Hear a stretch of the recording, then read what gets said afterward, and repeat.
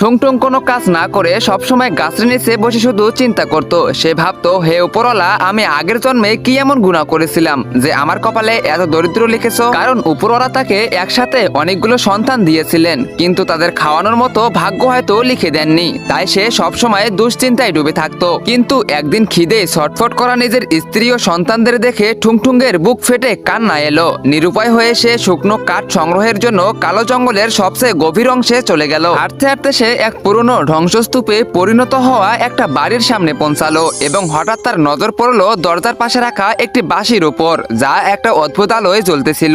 বাঁশিটি দেখেই তার মনে হলো হয়তো এর সুর শুনলে মনের কষ্ট একটু কমবে। সে বাঁশিটি তুলে নিল এবং খুব সুন্দর একটা সুর বাজাতে শুরু করলো। বাঁশির শব্দ বাতাসে প্রতিধ্বনিত হতেই এক অলৌকিক ঘটনা ঘটলো। ঠুংঠুঙ্গের চারপাশের শুকনো গাছগুলো হঠাৎ সবুজ হয়ে উঠলো এবং মুহূর্তের মধ্যেই ফলে ভরে গেল। এটি দেখে ঠুংঠুং অবাক হয়ে গেল। সে নিজের প্রয়োজন মতো কিছু ফল ছিঁড়ে একটি ঝুড়িতে ভরে বাড়ির দিকে রওনা হলো। বাড়ি ফিরে সে তার স্ত্রী ও সন্তানদের নিয়ে প্রথমবার পেট ভরে খাবার খেলো।